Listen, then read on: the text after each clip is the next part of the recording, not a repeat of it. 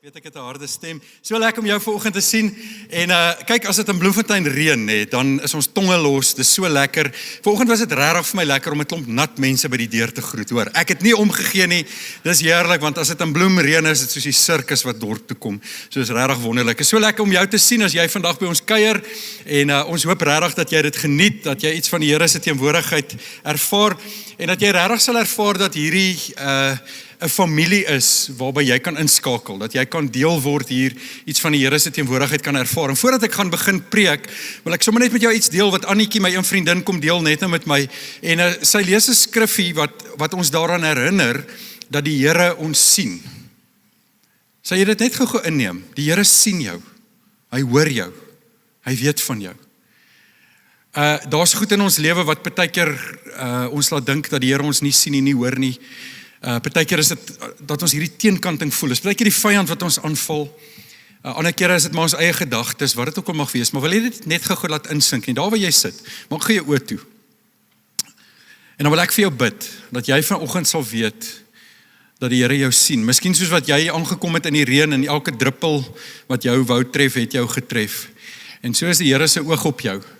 Dus hy sien jou vanoggend. Jy gaan nie ongesiens by hom verby nie. Here, dankie dat ons dit vanoggend kan weet. Dankie vanoggend, Here, dat ons kan weet, en dis hoekom ons hier is. Ons is nie hier net uit gewoonte nie, is 'n goeie gewoonte om kerk toe te kom, maar ons is nie net hier uit gewoonte nie. Ons is nie net hier omdat ons mense wil sien nie, ons wil ook mense sien, ons wil ook kuier, ons wil ook lekker koffie drink, maar Here, ons is hier, want ons weet, U sien ons. En Here, ons wil vanoggend na U kyk, ons wil ons oë op U rig.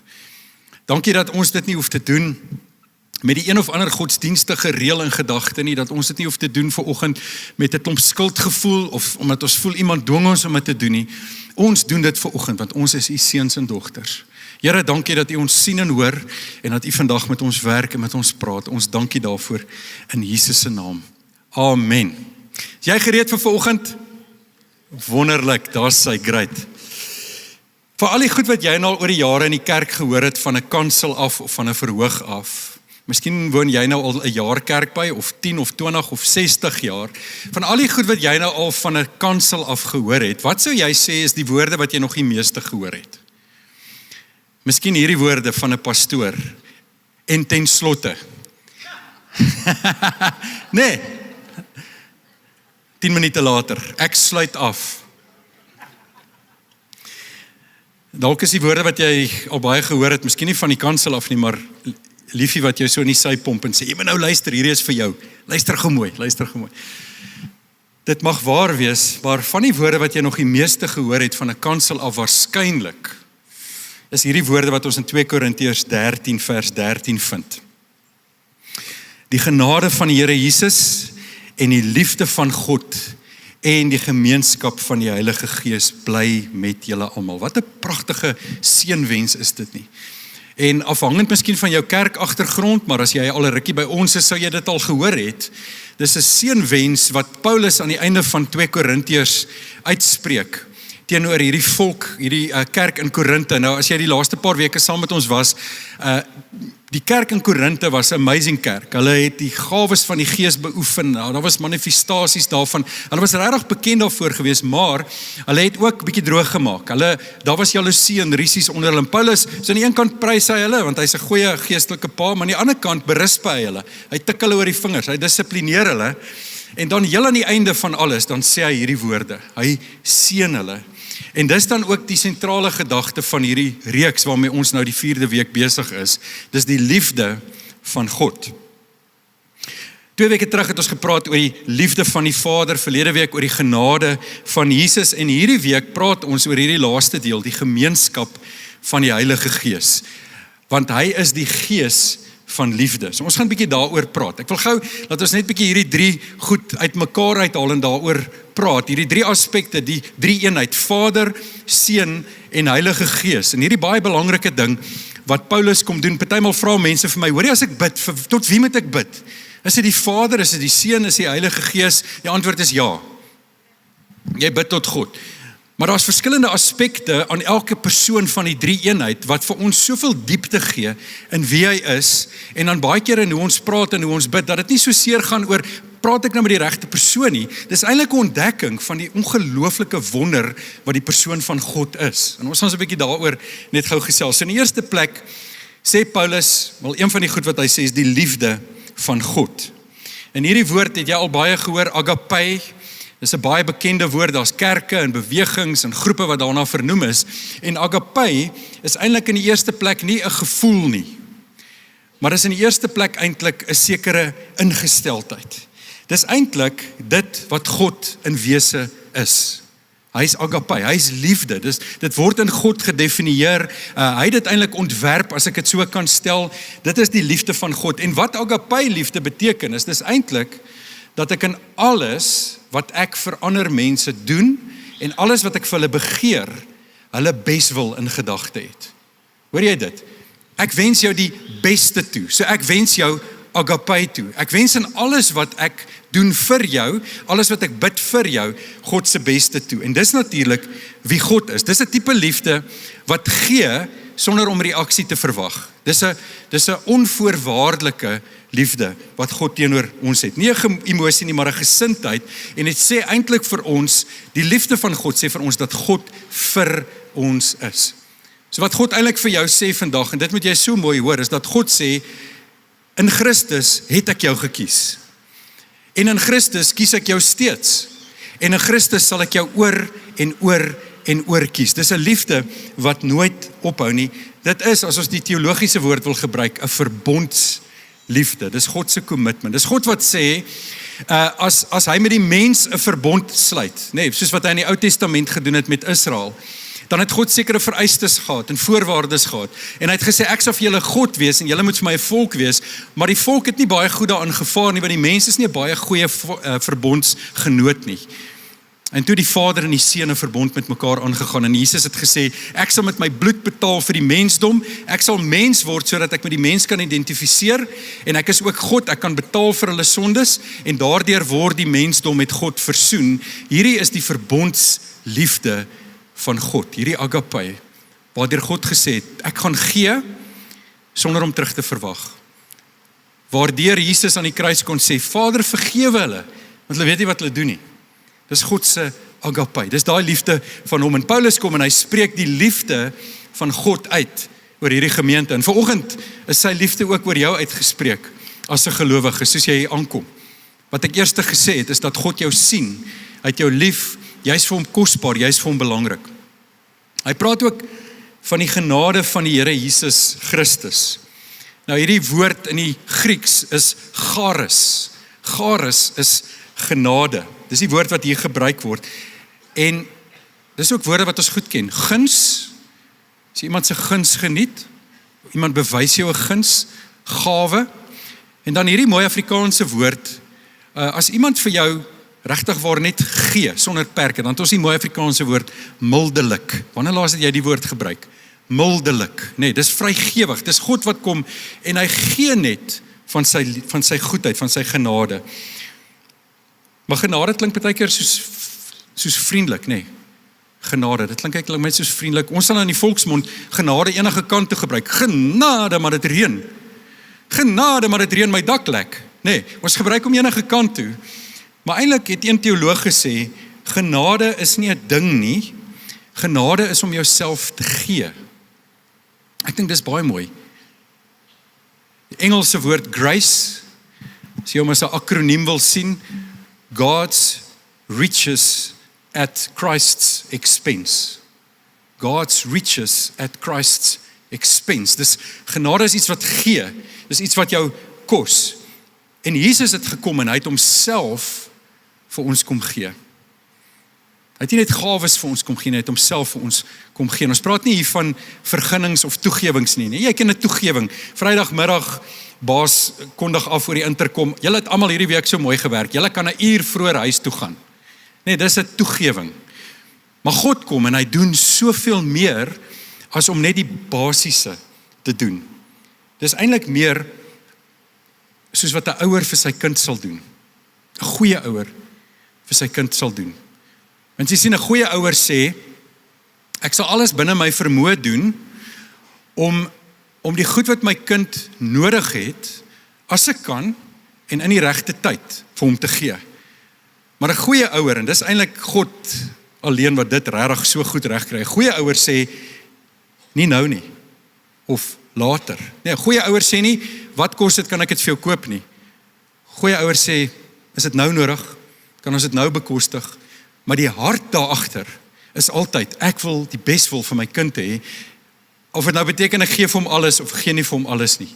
En in God vind dit volkome beslag, want God is volmaak genadig. Hy weet presies wat ons nodig het.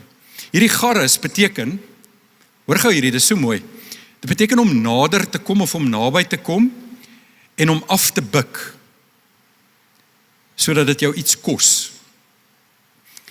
Weet nie wat by julle gebeur nie, partykeer, veral in die winter, nee, dan lê ons nou almal snoesig aan die sitkamer met duwys oor ons kyk bietjie TV, heater is aan en goeters, en dan sal ek nou opstaan om net gou-gou, net baie naby gou iets te kry, en dan sal iemand nou sê, hoorie, terwyl jy nou op is, wil jy nie vir my naaldfyl in die kamer gaan haal nie, etlike tree van daar af. Ja, natuurlik man, ek buig graag af en doen vir jou wat my kos, nee. Dit vind volmaaktheid in Jesus Christus. 2 Samuel 22, is 'n pragtige gedeelte, jy kan gerus 'n nota maak, 2 Samuel 22, Dawid bid, en hy praat met die Here oor hoe genadig God teenoor hom was.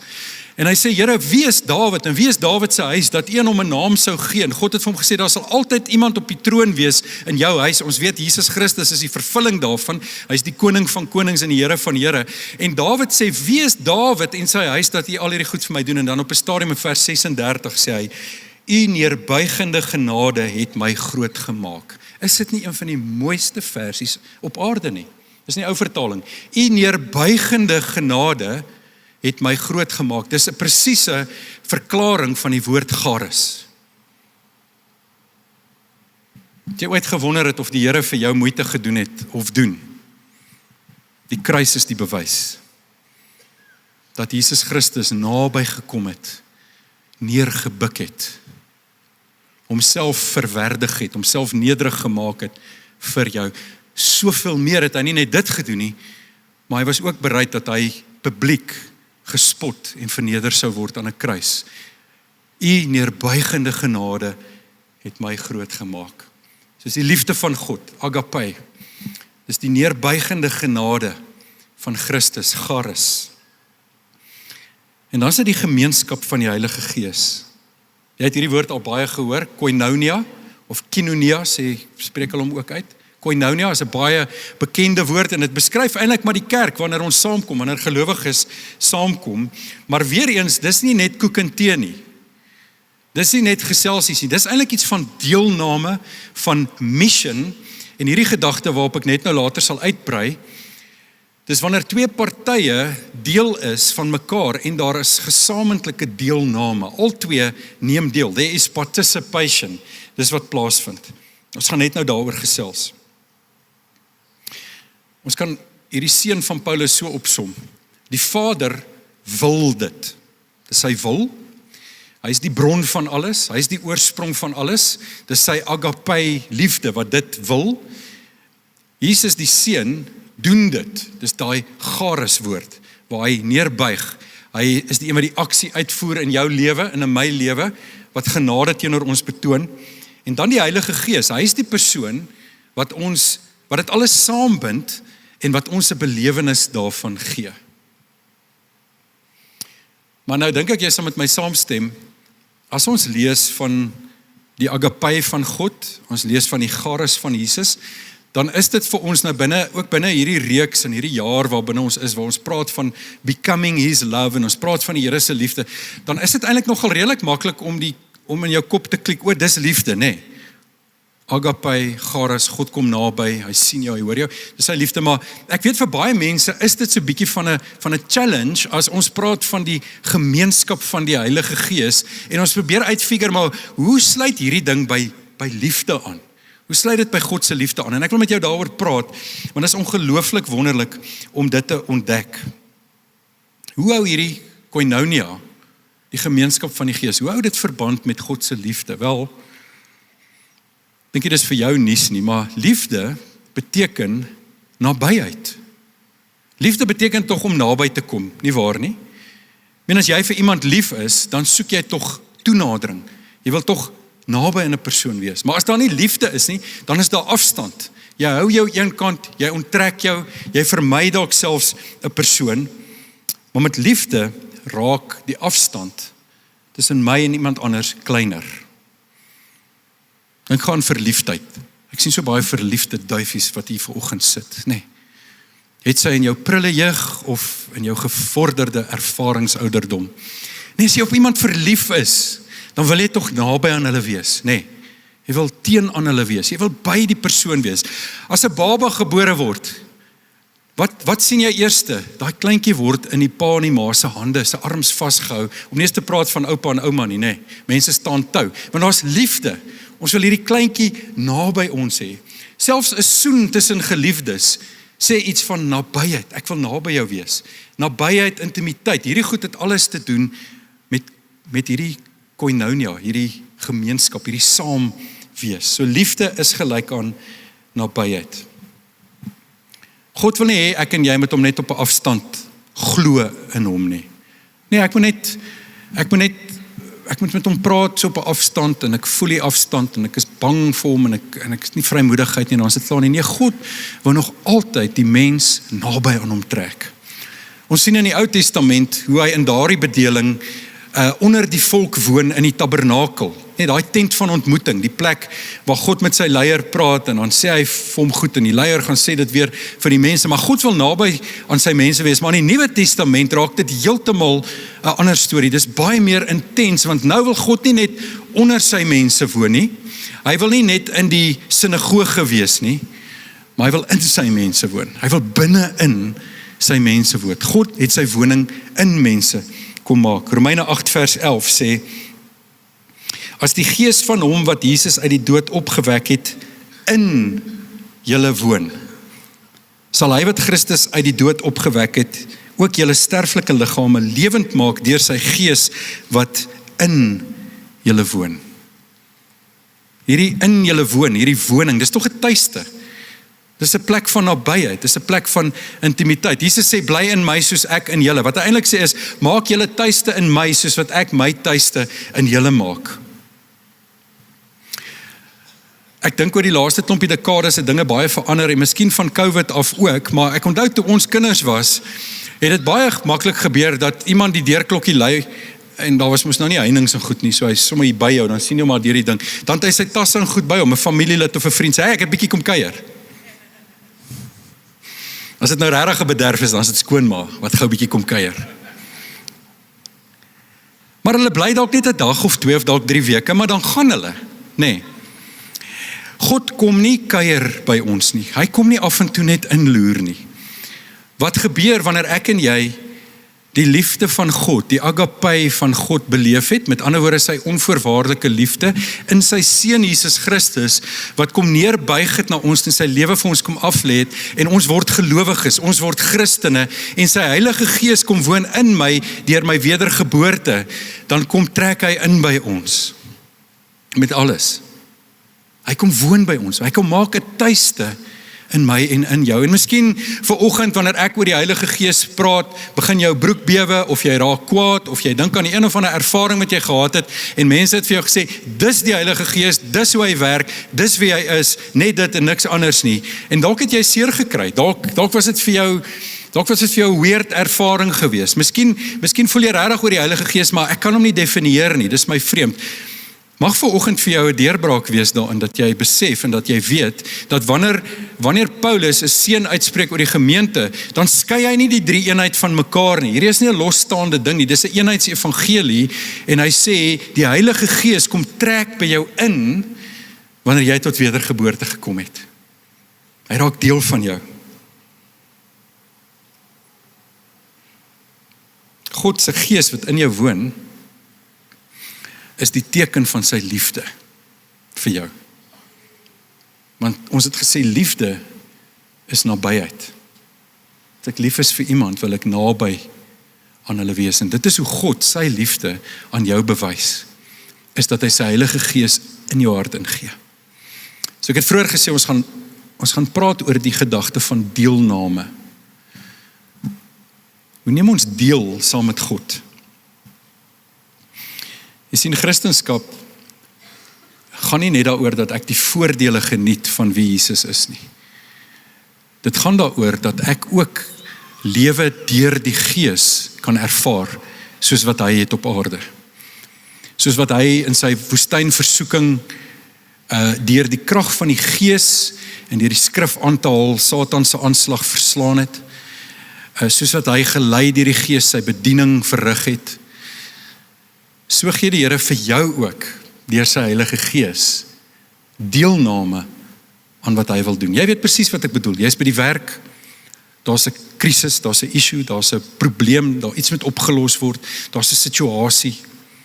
Ek en Sila die week daaroor gesels, iets wat sy by die werk moes hanteer, 'n gesprek, 'n vergadering, en sy sê, jy moet gou saam met my dink, wat moet ek doen, hoe moet ek hierdie ding hanteer, wat se wysheid kan ons by die Here kry, en ons het saam daaroor gesels, en ons het 3 goedjies gevoel, wat ons voel sy definitief moet sê, en sy sê vir my na die tyd, het so goed gegaan.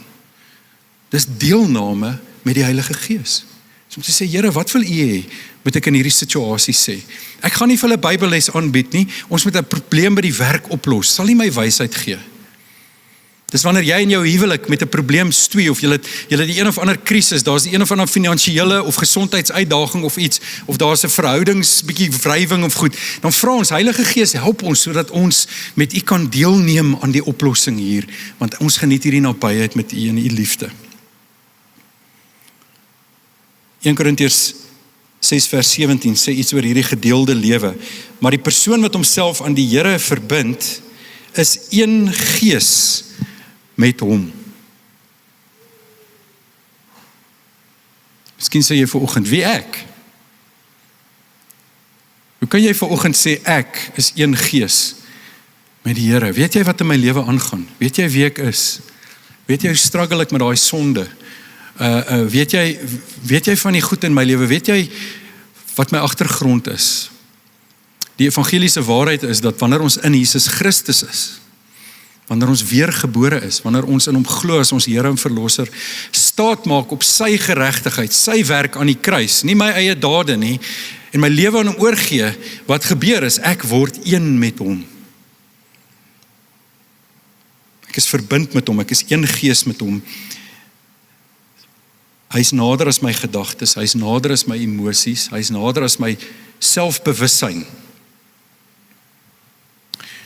In die 90s het die rockstar John Bon Jovi, hy is ook 'n, blyk dit, amateur teoloog in sy vrye tyd, het hy die volgende gesing, I want to be just as close as the Holy Ghost is. Onthou julle dit? Nee. Hy het 'n puntbeet gehad. Die persoon wat die naaste aan jou kan wees, is die Heilige Gees. Niemand kan nader as dit wees nie. Maar hy het natuurlik ook 'n fout gemaak, nie, want niemand kan so naby aan 'n persoon wees as wat die Heilige Gees is nie. Maar as jy verlief is en jy wil geld maak, sê jy stupid goed, nee. En hy het 'n groot hit gehad met hierdie. Ons kyk liewer wat 'n kerkvader, 'n teoloog Augustinus gesê het. Hy sê, die Heilige Gees is meer innerlik as my binneste. Maak nie sin nie, nee. My binneste is mos innerlik, dis binne. Hy het gesê, die Heilige Gees is meer innerlik as my binneste. Hy's in my. Hy's deel van my wese. Hy's meer as dit. Dis die Heilige Gees. Verstaan jy dit vanoggend? Verstaan jy dat die Heilige Gees so deel van jou is? Hy kom woning maak, hy kom intrek by jou. En maak nie saak hoe verlief jy is nie. Maak nie saak hoeveel keer jy Bon Jovi luister nie. Daar's 'n nabyheid van die Heilige Gees wat geen mens met jou kan hê nie. En dis wat dit so mooi maak in die huwelik. Wanneer man en vrou sê, ons wil vir mekaar tot seën wees. Ons wil goed wees vir mekaar. Ons wil mekaar bless, maar ons gaan nie op mekaar die tipe druk plaas om te sê, jy moet my gelukkig maak nie. Ek gaan nie Bon Jovi vir jou speel nie. Nee, ek gaan alles in my vermoë doen om te sorg dat jy in jou verhouding met die Here so naby aan hom leef, dat jy die hoogste vervulling van jou lewe met daardie persoon het, die Here, die Heilige Gees. en uit dit uit na die huwelik te kom en vir my tot seën kan wees. Hoor jy dit? Groot verskil tussen om al jou hoop en al jou drome en al jou liefde en al jou vrede en vreugde en sekuriteit in 'n persoon te vind, 'n huweliksmaat, teenoor om te sê, weet jy wat, die Here het jou vir my gegee om lewenslank met jou saam te stap, maar dis sy Heilige Gees wat my in staat stel om met hierdie God, wat meer innerlik is as my binneste, om met hom 'n intieme pad te stap. Kan ek jou aanmoedig om dit te doen as jy dit nog nie doen nie? Psalm sê, moet op prinse nie jou hoop stel nie. Stel jou hoop op die Here bo alles, want dan sal jy op die regte manier ook lief hê. Hier's 'n prentjie wat dalk so 'n bietjie verduidelik vir ons waarvan ons praat as ons sê daar's hierdie deelname, daar's hierdie een wees, maar dis 'n beperkte prentjie. Dink aan 2 glase water en daar's 'n glashouer en jy gooi hierdie 2 glase water in hierdie glashouer in. Wat gebeur? Al 2 hierdie kom saam en hulle neem eintlik saam deel aan iets, maar dis beperk want dis nie presies wat gebeur wanneer ek en jy in die Here is en hy in ons is nie, want ek en jy verloor nie wie ons is in dit nie en ek en jy word ook nie God in dit nie, glad nie. Maar dit sê iets van nou is ons 2 persone, dis ek en die Heilige Gees en ons het hierdie gesamentlike verhouding, hierdie deelname. Ander prentjie is juist die huwelik. Genesis 2 sê die 2 sal een vlees wees. So die dag toe jy getrou het, man en vrou het een geword, maar julle is nog steeds 2 unieke persone, nee, jou huweliksmaat herinner jou dalk gereeld daaraan, dat julle 2 unieke persone is en dat jy vreeslik uniek is. Maar julle het 'n gedeelde lewe. Ideaal deel mens jou huishouding, jy deel jou finansies, jy deel jou kinders, jy deel verantwoordelikhede, jy deel bates en laste, jy deel hartseer en vreugde. Dis 'n deelname wat daar is. Dis koinonia. Dis die naaste wat Paulus kon kom aan die verhouding tussen Christus en die kerk, is die huwelik. In Efesiërs 5 sê hy is die man en vrou, en hy verduidelik rolle van man en vrou, en dit waarvoor die Here ons roep, en dan sê hy, ek praat eintlik van Christus in die kerk, maar die man moet sy vrou lief hê, en die vrou moet onderdanig wees aan haar man. En hy praat van hierdie koinonia, hierdie een met die Here wees. Ons sien op 'n kol in Handelinge hoe dit duidelik begin word dat die evangelie nie net vir die Jode is nie, dis vir heidene soos ek en jy, nie Jode. Dit is bedoel dat die Heilige Gees ook nuwe gelowiges sal vul, en nou is die apostels en die ouderlinge bymekaar, hulle hou 'n bietjie vergadering, en hulle sê ons moet uitfigure wat hier aangaan. Wat moet ons nou sê vir hierdie heidene wat nou Christene geword het? En hulle sê, maar kom ons bid daaroor. En dan sê hulle die volgende in Handelinge 15 vers 28, die Heilige Gees en ons het daarom besluit of dit goed gedink. En toe die volgende. Kan jy hoor wat doen hulle? Hulle sê nie, hoor, ons het besluit. Ons het gou besluit, ons gaan gou ons eie gedagtes laat gaan, ons sal later met die Here daaroor praat. Ons het besluit ons wil dit doen. Hulle het nie gesê, Here, ons het besluit ons gaan dit doen, sal u dit seën? Wat dink u daarvan nie? Nee, dis 'n gesamentlike prentjie waar hulle op die Here gewag het en gesê het, Heilige Gees, dis u wat die kerk bou en ons is deelnemers daaraan. Sal u vir ons sê wat ons moet doen? En hulle beleef toe die leiding van die Heilige Gees vir 'n sekere paar goed wat hulle deurgee. Wat sou gebeur in jou lewe as jy so sou leef? Wat sou gebeur as ek so sou leef? Dat ek sê, Here, ek wil met u deelneem aan my lewe. Dis eintlik u lewe, die lewe wat u my gegee het. Wat sou gebeur as ek kom ken in dit alles en sê, Here, wat sê u daarvan? Van my werk, my ouerskap, my geld, my tyd, my bediening, wat sê u van ons huwelik? Wat sê u van ons gesin? Dis nie ek alleen nie. Dis nie jy en jou huweliksmaat alleen nie. Dis ons en die Here. Dis deelnemend. Dis wat dit beteken om die koinonia, die gemeenskap van die Heilige Gees te beleef. En dan is daar 'n ongelooflike resultaat. Daar's 'n ongelooflike bewys daarvan dat ek met die Here 'n pad stap. En as jy dit nou al 'n tyd doen, dan weet jy dit. Ons kan die woord resultaat gebruik, ons kan dit uitkoms noem, maar die Bybelse woord is eintlik vrug. Wat is die vrug daarvan, wanneer ek in hierdie verhouding met die Heilige Gees stap? Paulus sê dit in Galasiërs 5, hy sê, die vrug van die Gees is liefde, vrede, vreugde, lankmoedigheid, vriendelikheid, goedheid, getrouheid, sagmoedigheid en selfbeheersing. So baie mense sê, is die vrugte van die Gees. Ja, ek was vandag baie vriendelik. Dis 'n lekker vet granaat. Maar ja, ek was nie so selfbeheers geweet nie. Ek het 'n chocoladekoek opgeëet. So dit gaan nie goed daarso nie. En toe het ek iemand nog iets toegesnou in die verkeer. So ek is nie so vriendelik nie. Van my vrugte doen regtig goed, maar my ander vrugte is nie so nice nie. Nee, wat hierdie skrif beteken, dis die gevolg van of die resultaat van 'n wandel met die Heilige Gees. Is al hierdie goed. Maar dit begin by die liefde. Die vrug daarvan dat ek en jy saam met die Heilige Gees wandel, dat ons deelneem aan die lewe wat ons in Christus het, is liefde. Enige iets wat nie uit liefde gedoen word nie, sê Paulus, is sonde, of wat nie uit oortuiging gedoen word nie. So wanneer ek reageer, wanneer ek optree, wanneer ek iets moet doen, wanneer ek 'n moeilike antwoord moet gee, is liefde die basis daarvan. Liefde kom naby, en daarom is eenheid met die Gees, deelname met die Gees, vrug van die Gees, iets wat nie saam kan loop met verdeeldheid nie. Hoe gaan dit vanoggend met jou eenheid of eensgesindheid met hierdie liggaam? Sê nee, ek sê kwaad vir enigiemand nie. So right, hy het nou wel op my parkeerplek gestop vanoggend. Toe val ek per ongeluk op my toeter. Ek sê kwaad vir iemand nie, ek's nie. Daar is hierdie een ou, ek en hy het 'n skrap opgetel 15 jaar terug, nou loop ons maar draai om mekaar.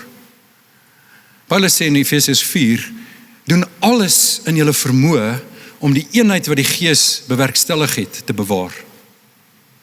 Doen alles in julle vermoë. Dit gaan nie net daaroor dat ek oor die weg kom met jou nie.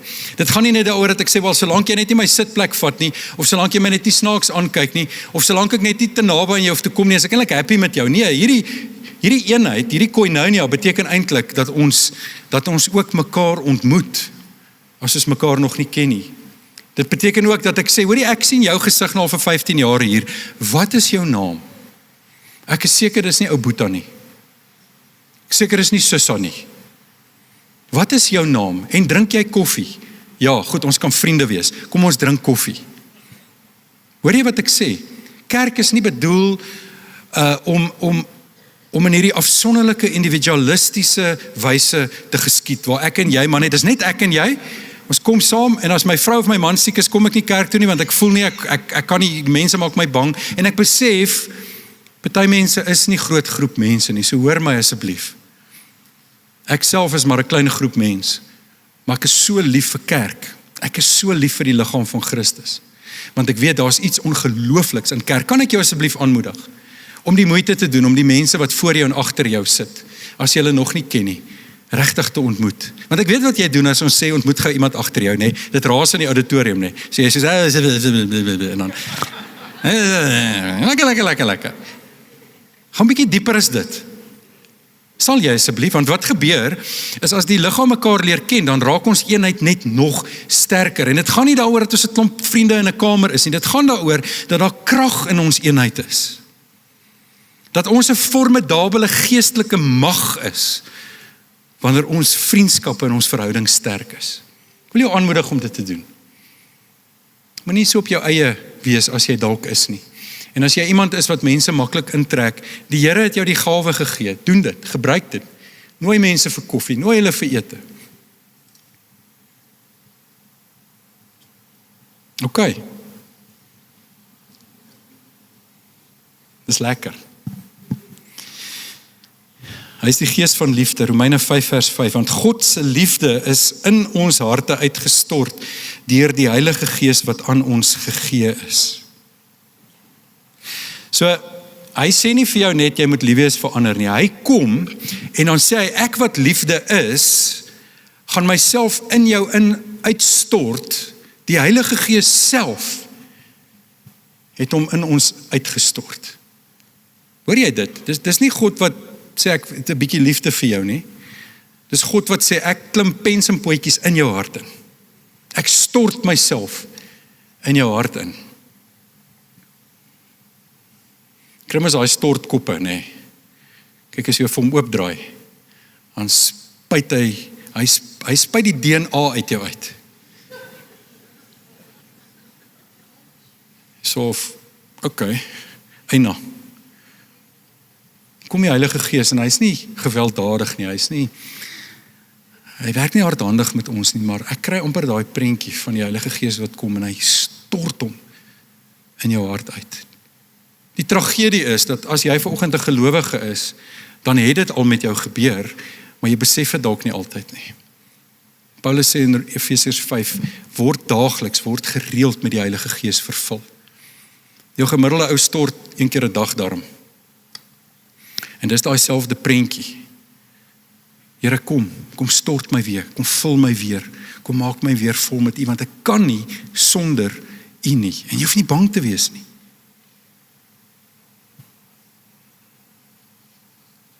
Hy is die Gees van liefde.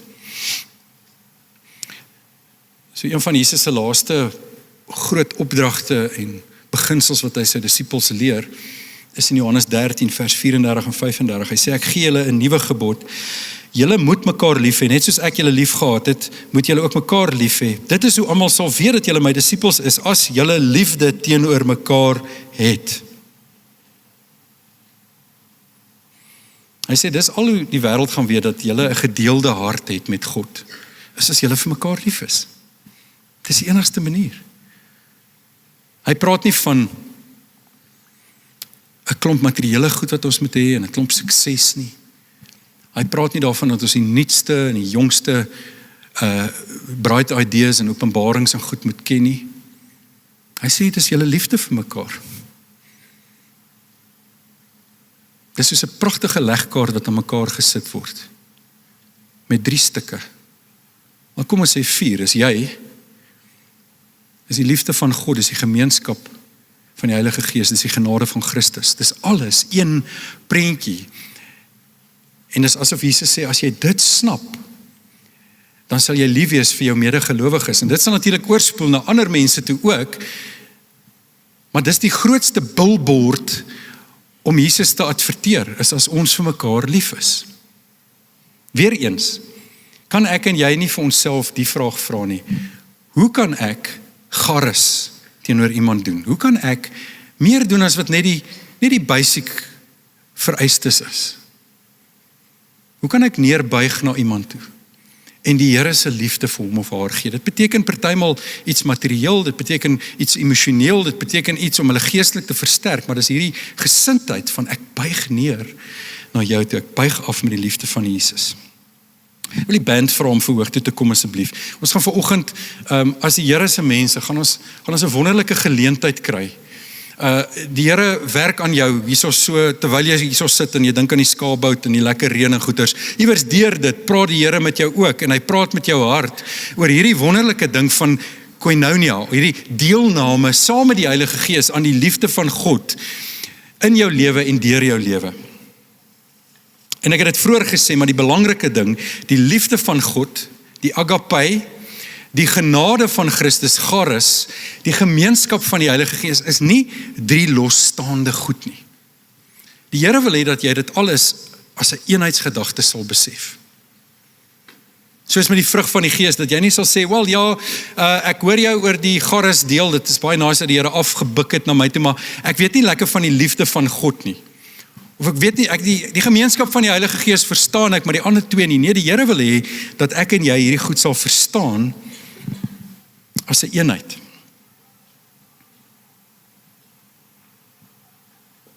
Kan ek jou vra om op te staan saam met my asseblief? Dis mos waar die aanknoppie sit, is op ons boude. As ons opstaan, dan skakel ons weer aan. Maar weet jy wat, ons in 'n sin skakel ons gees ook aan. As ek my bloed bietjie aan die vloei het en sê, Here, wat kan ek doen met dit wat U vanoggend vir my wou sê? Wat hoor ek vanoggend? Wat hoor jy vanoggend? En dit wat die Here wil doen. Wil jy nie daar waar jy staan dalk jou oë toemaak nie? Ek vind dis maar vir my die maklikste manier om te konsentreer. Maak gou jou oë toe daar waar jy staan asseblief. En dan wil ek jou vanoggend uitnooi. Ek wil jou vra dat jy vanoggend reageer op 2 goed.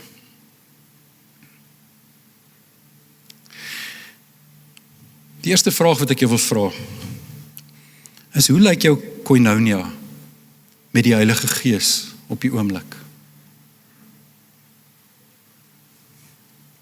Hoe lyk jou persoonlike ervaring van die Heilige Gees op die oomblik? Ek praat nie van wonders en tekens nie. Dis goed wat volg uit so 'n lewe, ja. Maar hoe beleef jy jou koinonia met die Here? Hoe beleef jy jou deelname met die Heilige Gees? Bedoelende, hy het jou gevul, hy gee jou die vermoë, hy gee jou die onderskeiding, hy gee jou die wysheid, om waar jy gaan, buite hierdie vertrek, sy lewe, sy liefde, sy wysheid, sy genade, sy vrede, sy vreugde, sy vriendelikheid, sy goedhartigheid, die selfbeheersing wat hy gee om dit te gaan uitleef. Hoe lyk dit op die oomblik? En miskien wil jy vanoggend sê, dit lyk dalk nie altyd amazing nie, maar ek verstaan dit. Ek wil dit wees en ek wil dit doen. Ek wil deelneem met die Heilige Gees daaraan. Ek wil vra dat jy, daar waar jy staan, dat jy net gou met die Here daaroor praat. Sê, Here, ek wil wanneer ek hier uitgaan, wanneer ek by die huis is, wanneer ek winkels toe gaan, wanneer ek by die werk is môre, wil ek gaan vanuit hierdie verbondenheid met U, hierdie eenheid met U. Here, ek wil kan sê, soos die apostels en die ouderlinge in Handelinge 15, ons en die Heilige Gees het beleef, het besluit, het dit goed gedink. Dankie Heilige Gees dat ons kan weet dat U ons sal in staat stel om dit te doen. Dankie Here dat U my die wysheid sal gee, dat U my die krag reeds gegee het, dat ek dit kan doen.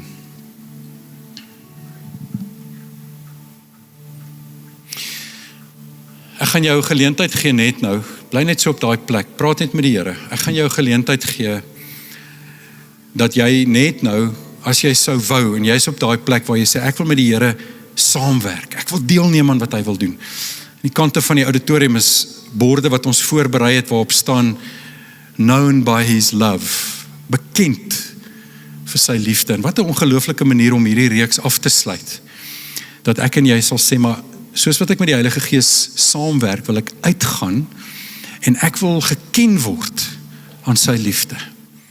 Jy sal sien by daai bord is 'n bakkie met rekkies, en ons het so met spykers, so al met known by his love, het ons so 'n patroontjie uitgemaak, en jy kan so intoe gaan, en jy kan 'n rekkie daar gaan omsit, en dis nie net 'n mooi ding wat ons doen nie, dis eintlik iets waarin jy jou hart kan insit, en sê, Here, ek wil soos wat ek hierdie rekkie hier sit, wil ek dat U my môre in die wêreld in uitskiet, dat ek geken sal word deur U liefde.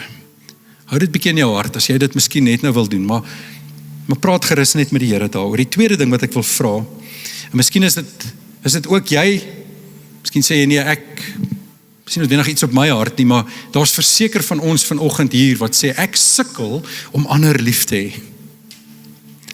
Daar was hierdie persoon by die werk, wat net aanhou om hierdie ding te sê. En as hy dit weer sê, gaan hy nie weer kan sê nie. As hierdie persoon by die werk, wat my 1 jaar terug, 2 jaar terug, 5 jaar terug, ontsettend seer gemaak het, en dat het so wig tussen ons ingedryf, ek kan hom nie lief hê nie. Daar het hierdie ding gebeur by die werk, en ek weet iemand sukkel om my lief te hê, want ek het droog gemaak, en ek het jammer gesê, maar dis asof dit nie wil regkom nie. Dis dalk iets in jou huwelik, iets in jou gesin, iets met 'n familielid, iets iewers met iemand, waar jy dalk sê, ja, ek sukkel om lief te hê. Ek wil jou vanoggend aanmoedig, om waar jy staan, net gou daai persoon op te roep in jou gedagtes. Is dalk meer as een. En vanoggend net vir die Here te sê, Here, miskien is een rede hoekom ek sukkel, dis dalk nie noodwendig dat ek nie probeer nie, maar dit kan wees dat ek dalk tot dusver nie U in 'n sin ingeroep het, in hierdie deelname in nie. Wil jy nie vanoggend dit aan die Here opdra nie? Vir hom sê, Here, hierdie persoon, hierdie saak bring ek voor U.